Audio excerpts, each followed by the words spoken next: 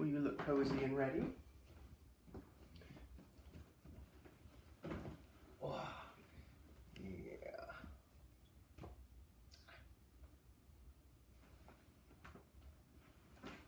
Glasses.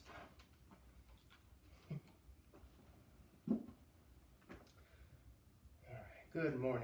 Welcome back to another read aloud of Hero. Diego looking comfy as always.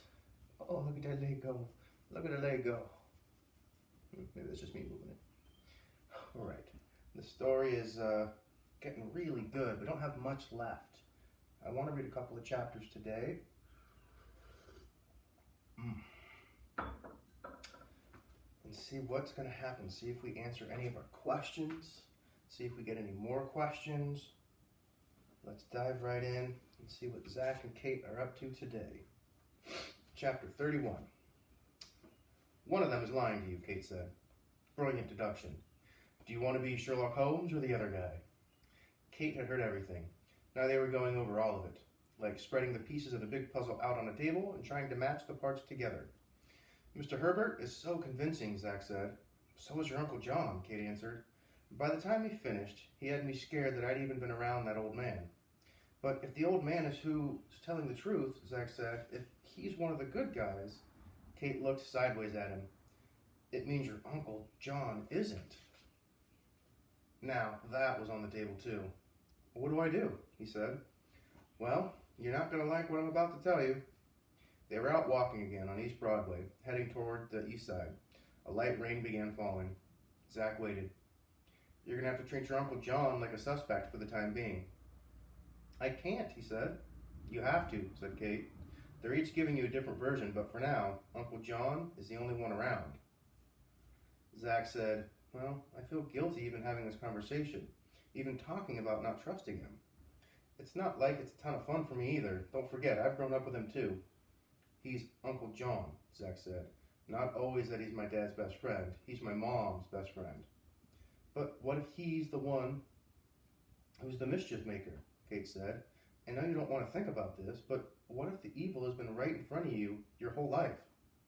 Zach had no answer for that, and Kate was right. He didn't want to think about that. So he put up his hand and said he'd spring for the cab fare home.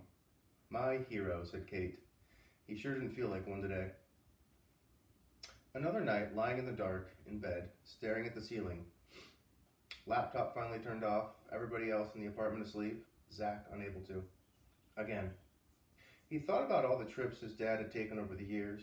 Had they all been top secret missions? Had they all been about capturing the bads? About good conquering evil? If so, did it matter who Tom Harriman had really worked for? The president or the old man? Zach's mission was different and hadn't changed from the moment he decided that his dad's death had not been an accident. He was trying to catch the bad guys too, the bad guys who killed his dad.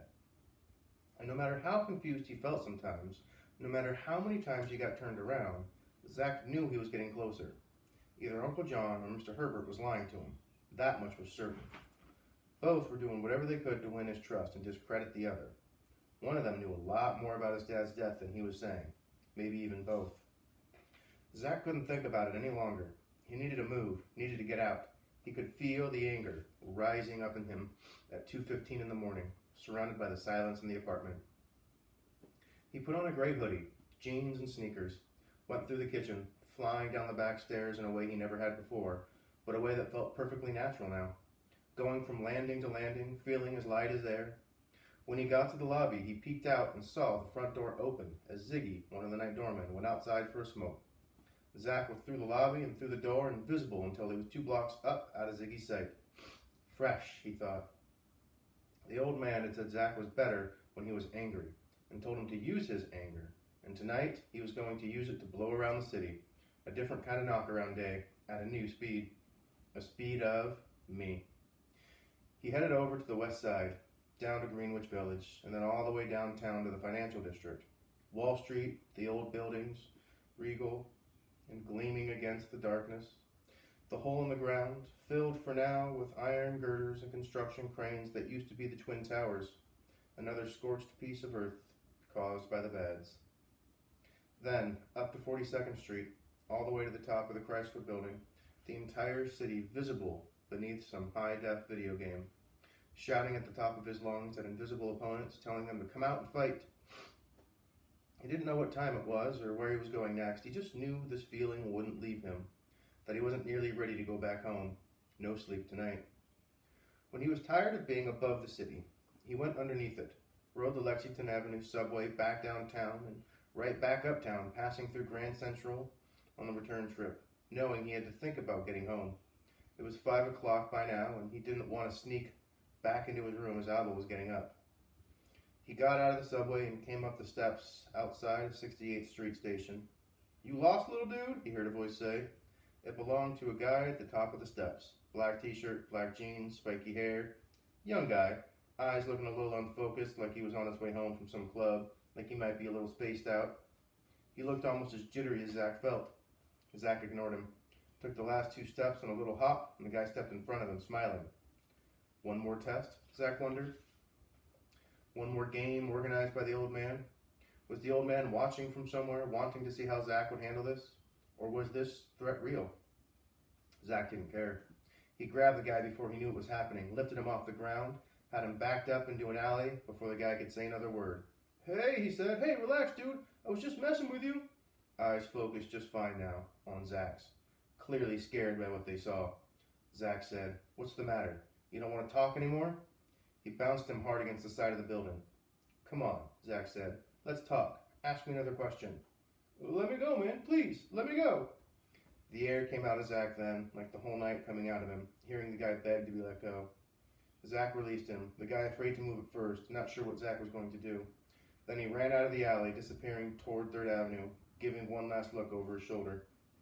Zach unclenched his fists, put his own back against the brick wall, and slowly slid down it.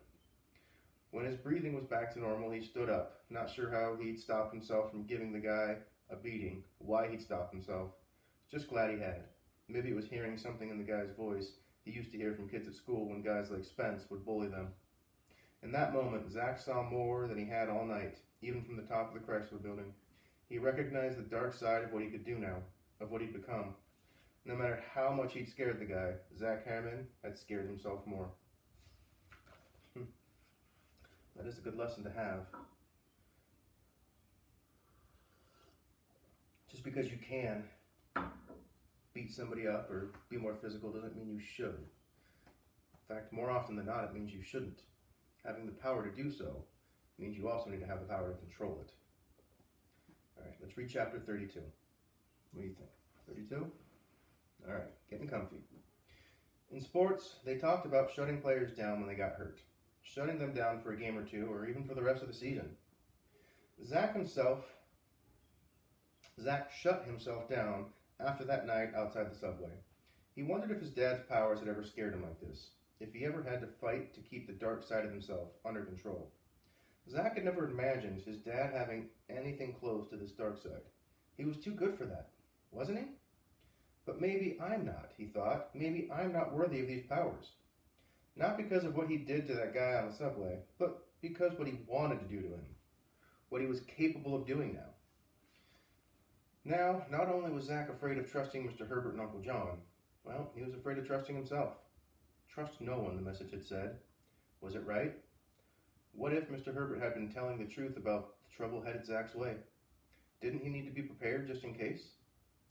He hadn't told Kate what happened that night because he was ashamed of the way he acted and what he'd felt. He didn't like the Zach in the alley, and he was pretty sure that Kate wouldn't like him either. So he kept getting up and going to school and trying to act normal, wondering what was going to happen next, and when he would figure out who to trust. He missed his dad now more than ever.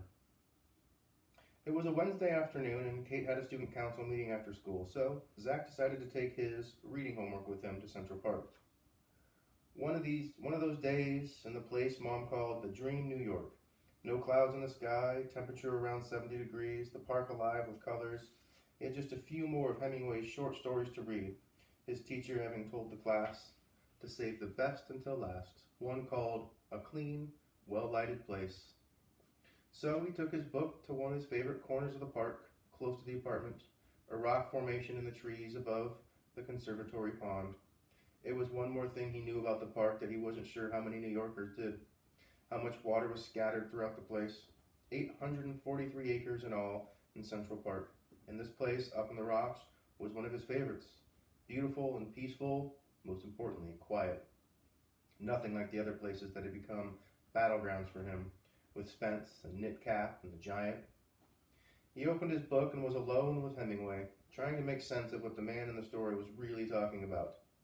"Hello, kid." Somehow, Zach wasn't surprised or even startled to see Mr. Herbert sitting there next to him on the rock. "Miss me?" the old man said. "Actually, I did," said Zach. "But it's not as if I can call on you or your cell or text you. Where do you live, by the way? Or do you just hang upside down at night?" "I move around," the old man said. "I make it my business to be hard to find and harder to reach. It's safer for me that way." "Whatever," Zach said, promising himself he wasn't going to let the old man get under his skin today, no matter how exasperated he got. The old man leaned back, letting his face take the sun. "Nice spot," he said. Zach said, "My Uncle John calls you the mischief maker." He decided not to waste any time today, to put Uncle John right in the old man's face and see how he reacted. His dad always used to tell him that you didn't want to be the guy who joined the debate, you wanted to be the guy who said it. Mr. Herbert laughed. "Probably said a lot worse about me than that, knowing John Marshall." As a matter of fact, he did. "He and I have never seen eye to eye about your dad or anything else. From the beginning, we just seemed to rub each other the wrong way. He also said that I don't have to wait for the bad stuff that's coming my way. He said it's already here." "Well, how's that?" "He says it's you." The old man laughed again. "Just trying to scare you, kid. Was a time when I had my own powers, real powers. Now I'm just a shell of what I used to be. No, your Uncle John's just trying to keep you out of the line of fire. He was always trying to get your dad to quit, especially at the end. He thought the world had gotten too dangerous for him, and that he'd lost a step. Not physically, mentally, he meant. It wasn't easy having to be him." "But my dad wouldn't quit?" "Nope," the old man said. "He certainly would not."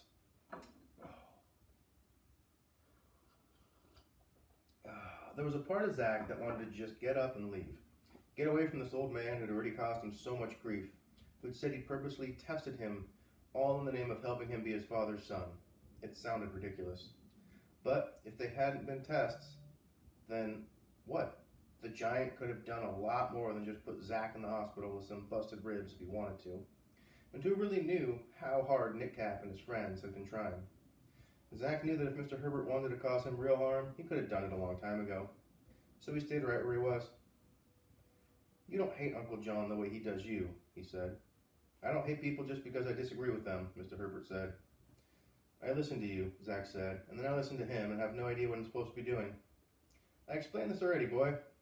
You just need to be ready, because there's a way to stop them when the time comes. You're going to be right in the thick of it."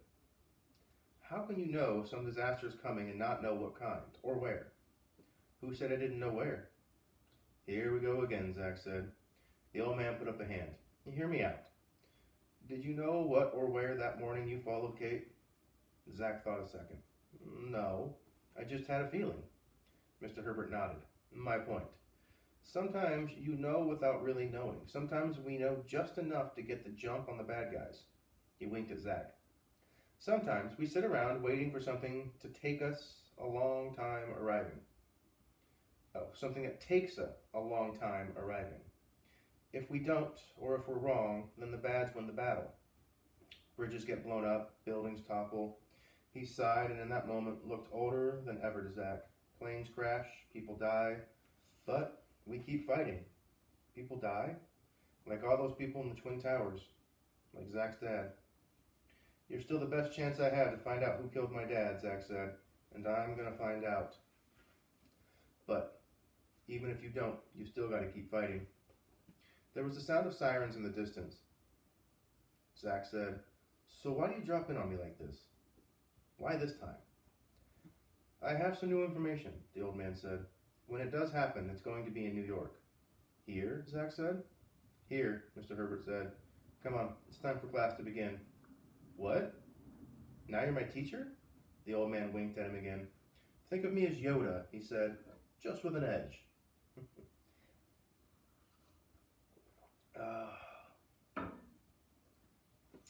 They spent the next hour looking for secluded areas of the park, something that wasn't so easy to do on a beautiful day like this. "Tell me again while we're doing this," Zach said. Because you still don't know how good you are, the old man said, or how bad you are. Zach thought about the guy outside the subway station, wondering if the old man knew about him. What does that mean? Zach asked. You're both Zach men, and you've got to use both just the way your father did. It's part of the deal. They found an empty spot in the woods behind a statue of a sled dog named Balto. If you haven't read the story of Balto, you have to look it up. It's a fantastic book, if you like dogs. It's about an amazing dog. Diego could probably be a Balto. Alright, back to the story, sorry. They worked on the East Green, a huge lawn up near 72nd Street and 5th. At one point, Mr. Herbert disappeared into the woods near the Navy Terrace, which overlooked another one of Central Park's ponds. Where are you going? Zach said. You'll find me. I haven't played hide and seek in a long time, Zach said. Imagine your friend Kate needs you, the old man said. Imagine that up good. Zach closed his eyes and remembered that morning Kate went by herself to the park. He felt something inside him focus. He opened his eyes, and Zach was able to look across the water and into the woods and spot Mr. Herbert immediately, like he had x-ray vision. When the old man came back, he said to Zach, Next time, it might not be a game. They practiced a few more times, Zach acing every test. It got to the point where Zach could hone in on Mr. Herbert from anywhere. Once he figured out how to do it, how to focus his energy, it was almost too easy. Finally, they ended up near Bethesda Fountain, another rock formation. Are we done? Zach asked. Mr. Herbert said, Not for today. Good, Zach said, and stretched out on his back, suddenly exhausted by everything. But he was excited, too. He couldn't help it. He was smiling. What's good? The old man said. Just thinking of something one of my friends said at school today. It was a lie. Mr. Herbert knew. If he did, Zach didn't care. He was smiling because something Mr. Herbert had said before turned out to be right on the money. Not that Zach would ever admit it to him. Zach hadn't known how good he was, not even close. The old man stared at Zach as though he could see right through him. Then he too smiled. You may just be ready, Zach man. And that's where 32 ends. Yeah, I think we'll stop here. We'll pick up the story tomorrow. At least we're ending on a good note. Zach is starting to hone in on some of his powers. At least he's realized that he's got kind of a dark side inside of him. I think we all do to a certain degree. Sometimes we get angry or frustrated and we have to control that negative emotion. So I hope Zach can figure it out and get under control.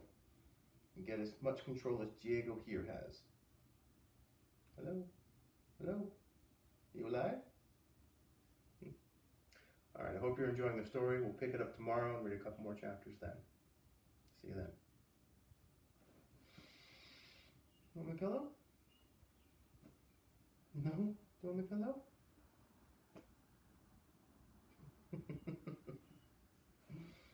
Oh, buddy. Tell you what, after we upload this, we can go for the walk, okay? Get some rest.